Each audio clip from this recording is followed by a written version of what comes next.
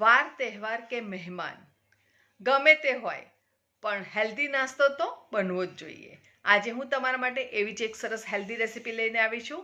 ચોક્કસ તમને ગમશે. ચાલો, હું નિપા મિસ્ત્રી સ્વાગત કરું છું મારા કિચનમાં. જોઈએ આજે શું બને છે.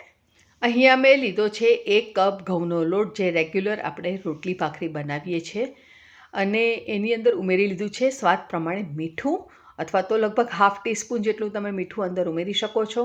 અહીંયા 1 કપ પાણી લીધું છે, પણ આપણે 1 કપ પાણીનો ઉપયોગ નથી કરવાના. થોડું પાણી અંદર ઉમેરવાનું છે અને લોટ બાંધવાનો છે. પણ લોટ બાંધતા પહેલાં આપણે પાણીને આ રીતે ઉમેરી અને અડધી મિનિટ માટે એને છોડી દેવાનો છે, જેથી લોટ સારી રીતે પાણી એબ્ઝોર્બ કરશે, લોટમાં સારી રીતે ચીકાશ પકડાશે. લોટ બાંધીશું અને મસળીશું તો એ એકદમ સરસ ચીકણો લોટ બનશે અને સોફ્ટ બનશે, જેથી કરીને એનું રિઝલ્ટ એકદમ સરસ આવશે. તો અડધી મિનિટ બાદ ફરીથી આપણે લોટને સરસ રીતે મસળવાનો છે. જરૂર પડે એ પ્રમાણે પાણી ઉમેરી અને લોટ બાંધીને તૈયાર કરી લઈશું. તો અહીંયા લોટ બંધાઈને તૈયાર થઈ ગયો છે, અને ફ્રેન્ડ્સ, તમે જોઈ શકો છો કે લોટમાં બિલકુલ ચીકાશ આવી નથી અને લોટ આસાનીથી તૂટી જાય છે. તો હવે ચીકાશ લાવવા માટે આપણે એને સારી રીતે મસળવાનો રહેશે.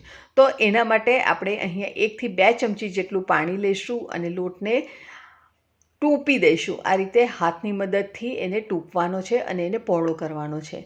આ રીતે આપણે પહોળો કર્યા બાદ ફરીથી આપણે લોટને ભેગો કરી લઈશું, અને આ જ પ્રોસેસ લગભગ 2 થી 3 વાર આપણે કરવાનો રહેશે, જેથી લોટ સરસ બંધાઈને તૈયાર થઈ જશે અને સાથે ચીકાશ પણ આવશે. તો ફ્રેન્ડ્સ, તમે જોઈ શકો છો કે લોટ સ્મૂથ થઈ ગયો છે, એમાં થોડી વ્હાઇટનેસ પણ આવી છે, અને આપણે જ્યારે લોટ ખેંચે છે તો એ સરસ રીતે ખેંચાઈ રહ્યો છે.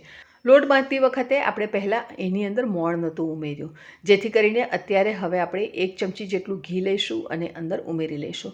ઘીની જગ્યાએ તમે તેલનો ઉપયોગ પણ કરી શકો છો, અને એને સરસ રીતે મસળી લેવાનું છે, અને ત્યારબાદ આપણે એને ઢાંકીને સાઈડ પર મૂકી દઈશું.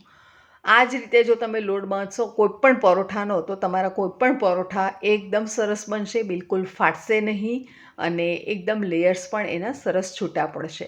તો હવે આપણે લોટને ઢાંકીને મૂકી દઈએ, અને આટલો લોટ બાંધવા માટે મને લગભગ અડધો કપ અને બીજું 1 થી 1.5 ટેબલ સ્પૂન જેટલું પાણીનો ઉપયોગ કરવો પડ્યો હતો. આ સાઈડ આપણે એક બોલની અંદર અડધો કપ જાડા પૌવા લીધા છે. જાડા પૌવાને ચાળી અને સાફ કરીને લીધા છે, અને હવે આપણે એની અંદર પાણી ઉમેરી લઈશું. પાણી ઉમેર્યા બાદ આપણે એને 30 સેકન્ડ માટે મૂકી દઈશું પલળવા માટે. લગભગ 30 સેકન્ડથી 1 મિનિટ માટે તમે મૂકશો તો પણ કોઈ પ્રોબ્લેમ નથી. અને ત્યારબાદ તમે જોઈ શકો છો ફ્રેન્ડ્સ કે પાણીમાં એકદમ જે કચરું હતું બધું નીકળી ગયું છે, અને હવે આ પાણીને આપણે કાઢી લેવાનું છે, અને 2 થી 3 વાર, અથવા તો જ્યાં સુધી ચોખ્ખું પાણી ન આવે ત્યાં સુધી આપણે પૌવાને ધોવાના છે. તો ફ્રેન્ડ્સ, તમે જોઈ શકો છો કે આપણે પૌવાને ધોયા છે અને પાણી એકદમ ચોખ્ખું આવવા લાગ્યું છે.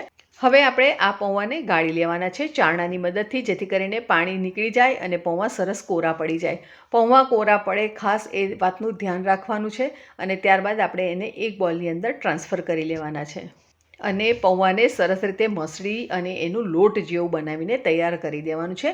ત્યારબાદ આપણે એની અંદર હાફ ટીસ્પૂન જેટલી ખાંડ ઉમેરીશું, અથવા તો તમે સ્કીપ કરવા માંગો તો તમે સ્કીપ પણ કરી શકો છો.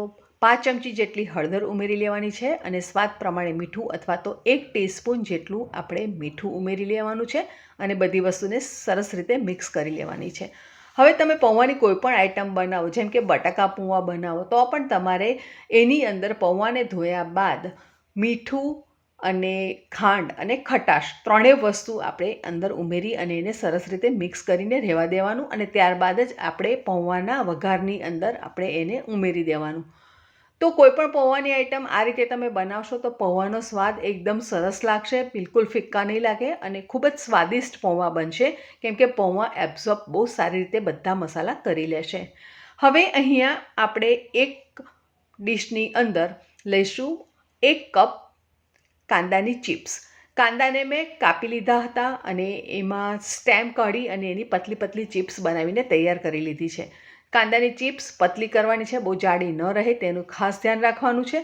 ત્યારબાદ આપણે એની અંદર બધા મસાલા ઉમેરીશું, જેમ કે અહીંયા આપણે આદું ઉમેરવાનું છે. 1 ટીસ્પૂન આદું ઉમેર્યું છે, એક લીલું મરચું લીધું છે, એને મેં અહીંયા બારીક સુધારીને લઈ લીધું છે. ત્યારબાદ ચાટ મસાલો 1 ટીસ્પૂન જેટલો આપણે લેવાનો છે. ચાટ મસાલો ન હોય તો તમે આમચૂર પાવડર પણ અંદર ઉમેરી શકો છો. તીખાશ માટે મેં અહીંયા 1 ટીસ્પૂન જેટલું લાલ મરચું પાવડર લીધું છે. તમે તમારા ટેસ્ટ પ્રમાણે લાલ મરચું ઉમેરી શકો છો. અને વધારે ટેસ્ટ એનું એન્હાન્સ થાય એટલા માટે આપણે 5 ચમચી કરતાં થોડું ઓછું એવું અહીંયા મરી પાવડર લઈ લીધો છે. અને બધી વસ્તુને આપણે હાથની મદદથી સરસ રીતે મિક્સ કરી લેવાની છે. સરસ રીતે બધું મિક્સ થઈ ગયા બાદ આપણે જે પૌવાનો ડો બનાવીને રાખેલો છે એને પણ અંદર ઉમેરી લઈશું અને એ સરસ રીતે મિક્સ કરીશું. હવે પૌવાની અંદર આપણે મીઠું અને ખાંડ નાખેલું છે, જે કાંદા સાથે મિક્સ થશે અને કાંદા સાથે મિક્સ થવાથી કાંદા સોફ્ટ થઈ જશે, કેમ કે મીઠું ઉમેરેલું હોવાથી કાંદા એકદમ સોફ્ટ બની જશે અને એનું જે મોઇશ્ચર હશે તે છોડી દેશે.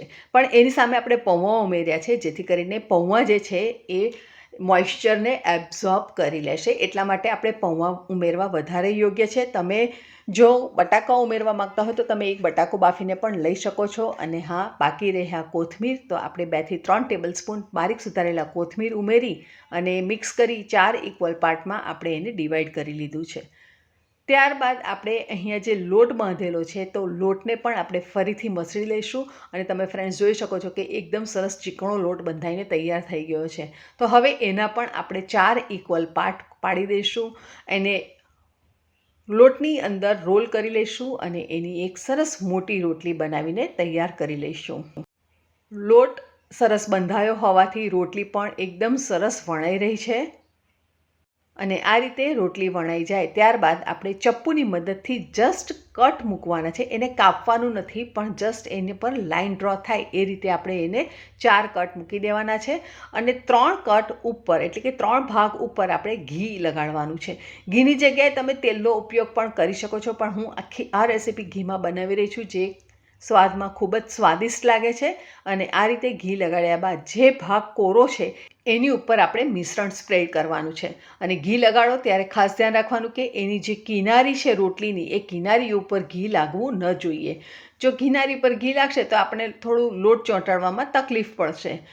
એટલા માટે ધ્યાન રાખવાનું કે કિનારી ઉપર બિલકુલ ઘી ન લાગે. અને આ રીતે હવે કટ મૂકી અને છૂટું પાડવાનું છે લેયર, અને આ એક પર એક ચડાવી અને આપણે એનો ટ્રાયંગ્યુલર શેપમાં લુઓ તૈયાર કરી દેવાનો છે. ટ્રાયંગ્યુલર શેપમાં લુઓ થઈ જાય ત્યારબાદ આપણે એને હાથની મદદથી થોડું પ્રેસ કરી દેવાનું, જેથી કરીને એમાં થોડી ઘણી જો એર ભરાયેલી હોય તે એ સરસ રીતે નીકળી જાય. અને એને ફરીથી આપણે રગદોળી લઈશું લોટમાં અને એને વણી લઈશું. વણતી વખતે ખાસ ધ્યાન રાખવાનું કે આપણે જોર નથી આપવાનું અને કિનારી પર જ વણવાનું, જેથી કરીને સરસ રીતે વણાય. અને વચ્ચે જો તમે જોર આપીને કરશો તો લોટ બહાર આવવાની શક્યતા વધી જશે.